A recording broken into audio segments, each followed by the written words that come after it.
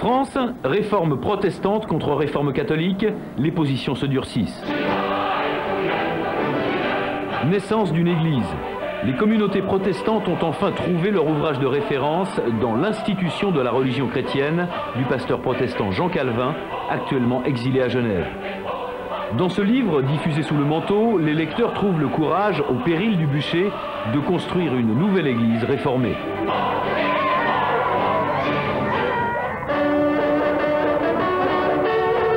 Tous contre la foi nouvelle.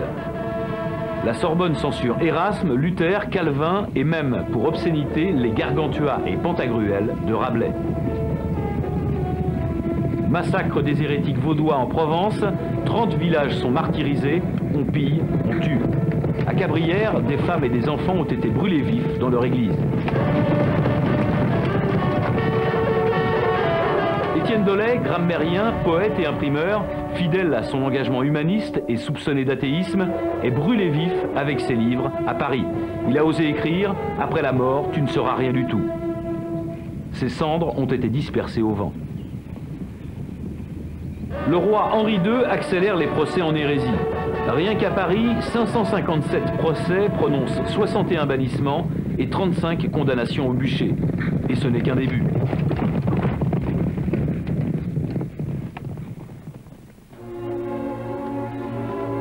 Querelle de femmes. Le vieux débat sur la femme et sur le mariage est à nouveau d'actualité à la cour de France. On s'invective par poèmes interposés sur les mérites respectifs de la courtisane coquette et rusée et de la femme mariée, tendre et désintéressée. Les candidats au mariage pourront toujours se plonger avec profit dans le tiers-livre de François Rabelais, ouvrage à succès où le héros est à la recherche des secrets de la réussite matrimoniale. Le livre a été condamné dès sa sortie par la Sorbonne. Aujourd'hui s'est ouvert à Trente le concile très attendu par les catholiques.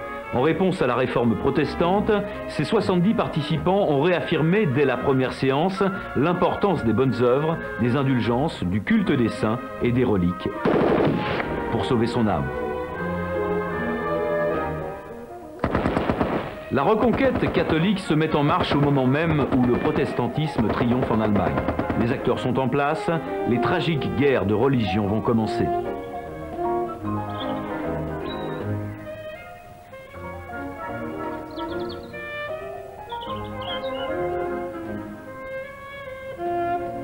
Rabelais meurt dans la solitude à Paris.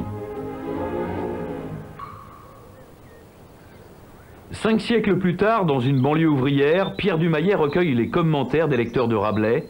C'est Rabelais sur Seine-Saint-Denis.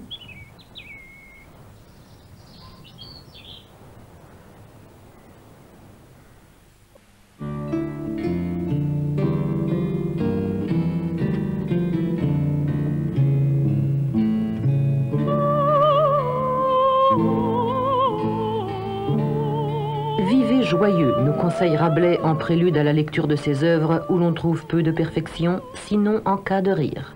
Lisons donc. Voici l'œuvre complète éditée au Seuil. À côté du texte original, y figure une transcription en français moderne réalisée par Guy d'Emerson. Vous pourrez ainsi savourer sans difficulté aucune la langue de Rabelais. L'ensemble, illustré de gravures, entre autres de Gustave Doré et de Jérôme Bosch, est précédé d'une présentation et d'une chronologie substantielle de la vie de Rabelais. L'éditeur allemand Insel propose à un prix abordable Gargantua et Pantagruel illustrés par Gustave Doré. Horst et Edith Heinze ont choisi la traduction réalisée par Ferdinand Adolphe Gelbke en 1880. Traduction plus juste et plus accessible que celle réalisée dès le XVIe siècle par l'humaniste Fichard, premier traducteur de Rabelais en langue allemande. La collection épopée de Casterman a pensé aux plus jeunes.